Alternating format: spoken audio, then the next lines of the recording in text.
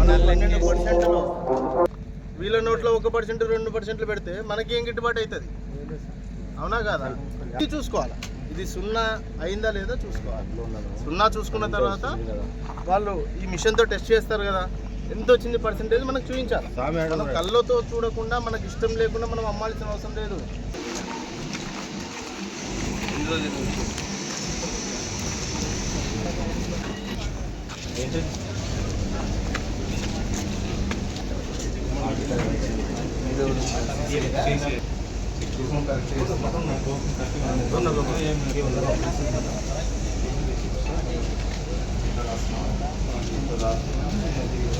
నిలబెడతాను కోరుకుంటే ఈరోజు ఈ ప్రాక్టికల్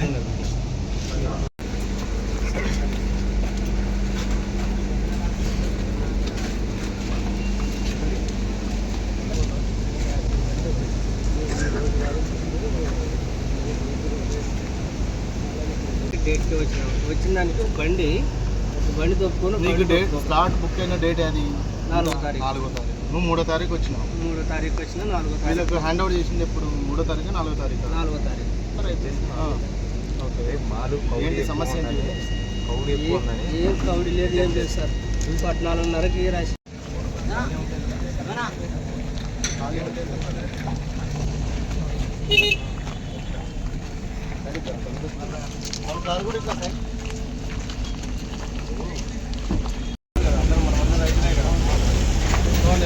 కష్టపడి కదా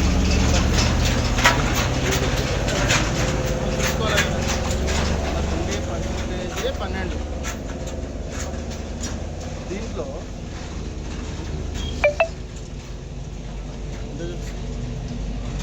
1.8 2 చూపిస్తుంది దగ్గర.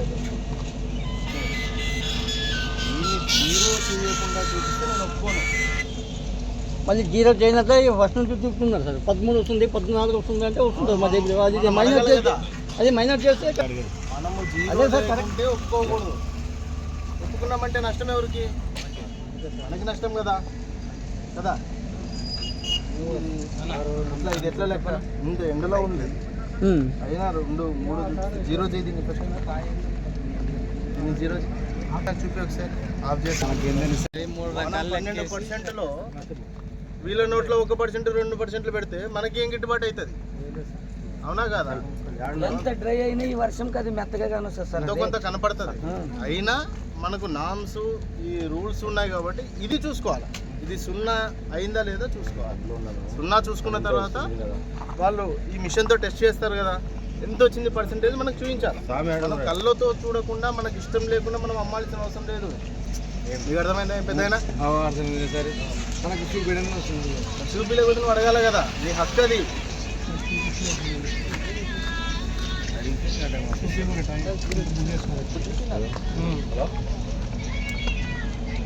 రైతులు జీరో చూపిస్తున్నావు ఎవరికైనా మీకు జీరో చూపించారా?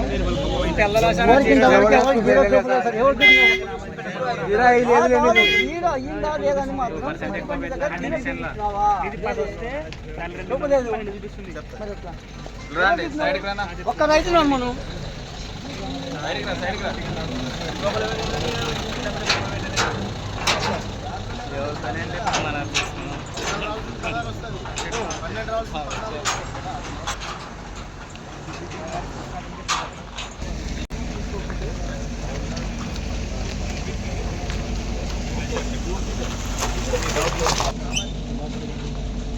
అది 8% ఇక్కడ పాస్ అవుతుంది, లోపల పోతుంది బండి. ఆడ నీ క్వాలిటీ బాగాలేదంటాడు, అంటాడు విత్తనాలు ఎక్కువ అంటాడు, నల్లగుందంటాడు. అదే అన్నాడా? 8%కి వచ్చింటే బాగుండేదని చూడమే. రేపు డేట్కే కావాలి. ఇప్పుడు స్లాట్ ఎప్పుడు బుక్ అయింది? రేపటికి అయింది. మీ అన్నది అన్నాడు అన్న నిన్న ముంబైకి రేపు వస్తాడు అనుకోండి. రేపు వస్తాడా? వాళ్ళు అన్నది రేపు చూడండి. స్లాట్ ఉంది ఏం కాదు, ఒకరోజు ఏం కాదు. బండి పంచర్ అయింది, యాక్సిడెంట్ అయింది, నువ్వు తీసుకోవా? ఒక రోజు ముందు రాకూడదు, ఒకరోజు లేట్ రాదు. అది చెప్పారంటే చెక్ చేసుకుని సైడ్ పెట్టుకుంటే బండి పంచర్ కావచ్చు, యాక్సిడెంట్ కావచ్చు. రైతుకు ఆరోగ్యం బాగాలేకపోయింది. లేదు కొంచెం బండి ముందు పెట్టాక నాకు ఒకరోజు డీల్ అయితే యాక్సెప్ట్ చేయండి. అందరేమో అట్లే చెప్పరు కదా. ఎన్నో రేపు రమ్మను, నీది మీ అన్నది రెండు రేపు. సార్ వచ్చేలా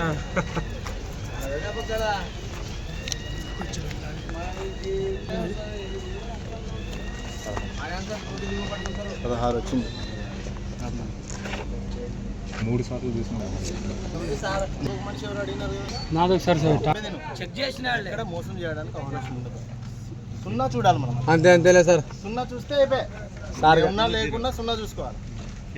సరేనా? అంతేలే సార్. సున్నా చూపే ఏం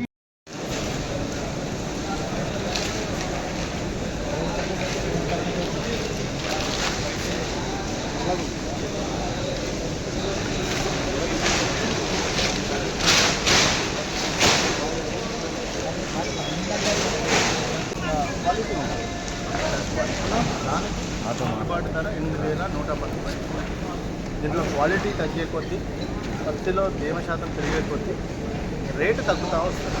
ఇది మనం అర్థం చేసుకోవాలి. రేట్ అని చెప్పింది ఇదే పర్లేదు, వాపస్ పోవంటే చాలా బాగా ఇంకొక శాతం తగ్గదంటే కూడా ఓకే, తగ్గిస్తే చేయండి. కానీ వాపస్ పోవాలంటే మీకు ఇచ్చినప్పుడు సింపుల్ గా వచ్చే బండి నిన్న వచ్చింది.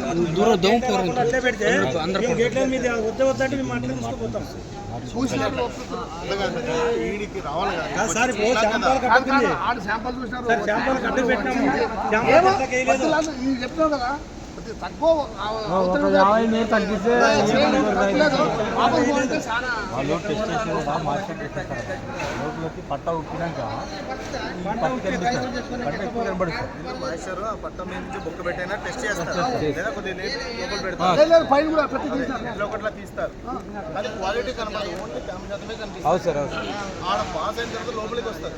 లోపలికి వచ్చిన తర్వాత చూసినప్పుడు బాగుంటే తీసుకుంటారు. వీళ్ళకి కొన్ని కండిషన్స్ ఉన్నాయి. పూర్తిగా మనం ఆ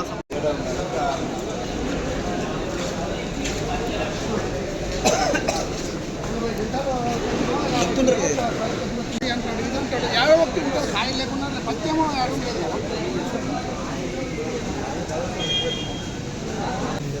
ఈసీఐలో పత్తి కొనుగోలు విషయంలో ఇబ్బందులు ఉన్నాయని మనకి ఫోన్ వచ్చింది. చూద్దామని వచ్చినాం. చూద్దామని ఫోన్ చేస్తే వచ్చినాం. మీ సమస్యలు తెలుసుకోవడానికే నేను వచ్చింది, మీ వైపు నిలబడడానికే వచ్చింది. మీరు చెప్పినారు కదా, ఈ సమస్యలు చెప్పినారు కదా, ఈ సమస్యను సీసీఐ దృష్టికి తీసుకుపోతారు. మాట్లాడుతాను అధికారులు, శ్రీనివాసన్ ఒక అధికారులు గారు మన ఆధునిక కేటాయించినారు. ఆయన మన ఆఫీస్కి పిలిపించి మాట్లాడతాం, ఏమంటాడో చూద్దాం, పరిష్కారం చేయాలి. నాకు కూడా చాలా బాధ ఉంది. ఎందుకంటే మీరు ఎన్ని నెలలు కష్టపడి పండించిన పంట వాడు రోడ్లో వచ్చేటప్పుడే ఇబ్బందులు పడతా ఉన్నారు. ఒక రోజు 2 రోజులు ఇక్కడ వేడి చేయాలా, తిండి తినకనో ఉంటారు. రాత్రి ఉంటే దోమలు కుడతాయి, దానికి బలి కావాలా. వాన పడితే ఇంకా దాని గురించి దేవుడే చెప్పాలి కదా. ఈ సమస్యలన్నీ నాకు ఐడియా ఉంది. అయితే సీసీఐ సంబంధించి కొన్ని రూల్స్ ఉన్నాయి. ఆ రూల్స్ అతిక్రమించి చేయడానికి వీళ్ళకి కూడా ఉండదు. సీసీఐ వాళ్ళకి వాళ్ళవి ఉద్యోగాలు. నేను మాట్లాడతాను, కొద్దిగా కన్సిడర్ చేయండి. ఇదే ఉంటామా వాళ్ళు రావాలి కదా. ఇక్కడ మరి వర్షం వచ్చింది సార్, ఇదే పత్తి కన్నా వేరే పత్తి రాదు సార్. వచ్చింది ఇదే పత్తి సార్, క్వాలిటీ ఇదే క్వాలిటీ సార్ వచ్చింది. మీరు అన్నట్లు 50 తగ్గించేసిన రైతుకి ఏం బాధ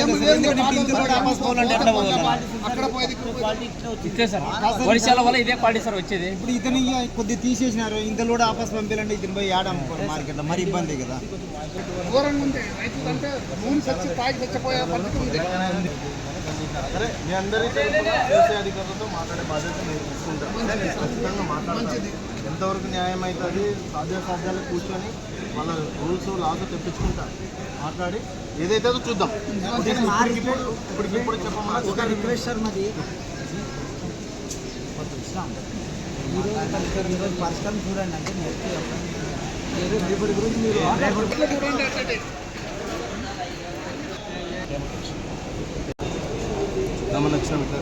అట్లయితే ఎట్లా ఇది పరిస్థితి. దీంట్లో కొంచెం కౌడి మార్చర్ అయితే 8 ఉంది. బెయిల్స్ వేసినా కూడా ఈ డిస్కలరేషన్ ఆ బెయిల్స్లో కూడా వస్తుంది అన్నమాట. దెన్ లైక్ ఈ ఎల్లో కలరింగ్ ఏమైందంటే బెయిల్స్ వేసినా ఇంకోసారి తిప్పమని అప్పుడు అక్కడ వాళ్ళు కంప్లీట్ రేట్ డిక్రీజ్ అయిపోతుంది, క్వాలిటీ ఆఫ్ ద థింగ్స్ పడిపోతుంది అండి. ఏమవుతుందో నాకు తెలుసులే ఇక్కడ ఎట్లా పరిస్థితి చెప్పు. ఇది వీళ్ళ పరిస్థితుల్లో వీళ్ళు వేరే వేరే గ్రామాల నుంచి వచ్చినారు. ఈ బండ్లకు డబ్బులు కట్టుకొని వాళ్ళు తినకు ఏడ అప్పు చేసి తెచ్చుకుంటారు బండ్లు. ఒక పాప ఫ్యామిలీ నుంచి వచ్చాను, నాకు తెలుసు అండి. ఈ సమస్యలు ఉన్నాయి. ఇక్కడ క్వాలిటీ ఏదైతే ఉందో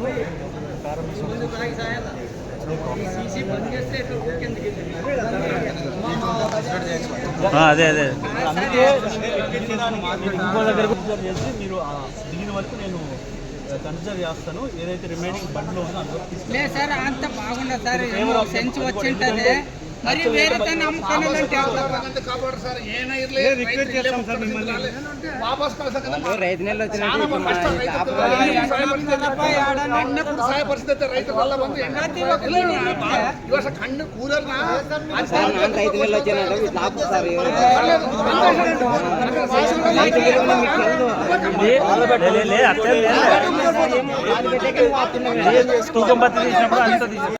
మీ అందరి పరిస్థితి తెలిసే నేను ఇక్కడికి వచ్చిన. సరేనా? నాకు అవకాశం ఇవ్వండి. సిసిఐ అధికారులతో మాట్లాడతాను. ఇప్పుడు వెళ్తున్నా, పిలిపించుకుంటాను మన ఆఫీస్కి, కూర్చొని మాట్లాడతాను. ఇది కథ, ఇది పరిస్థితి, వాళ్ళ బాధలు ఇవి అని చెప్తాను. మీ తరఫున నేను మాట్లాడతాను. మాట్లాడడానికి వచ్చినా కదా, మాట్లాడతాను. కొద్దిగా టైం ఇవ్వండి. నువ్వు కడుగుతావా ఇక్కడ పనుకుంటే నాకు సంబంధం లేదు, కానీ నేను మాట్లాడాలి కదా కదా. ఇప్పుడు వీళ్ళ గొంతు మీద పెట్టినా వీళ్ళు ఏం చేయలేరు పాపం. వీళ్ళు ఎంప్లాయీసే, ఈయనైనా అబ్బాయినా ఎంప్లాయీ, వాళ్ళు ఏం చేస్తారు? వాళ్ళు వాళ్ళ పై అధికారులు ఏం చెప్పింటే ఆ మాట వింటారు కదా. నేను మాట్లాడతాను. ఈడే ఉన్నా సార్ బండ్లు వెళ్తావా వెళ్తావా నేను చెప్పను. ఇప్పుడు ఉండమని నేను చెప్పను, వెళ్ళు అని కూడా చెప్పను. ఎందుకంటే రోజుతో అవుతుందో లేదో తెలియదు. అధికారులతో మాట్లాడాలంటే అంత చంద్ర కాదు. మేము ముందు మాట్లాడితే రేపు కన్నా ఉపయోగపడుతుంది అనే విషయం. ఒక్కరోజు ఈ రోజు నష్టపోయిన రైతులు కనీసం రేపు ఎల్లుండి వచ్చే రైతులన్నా ఇబ్బంది పడకూడదని నా ఆశ.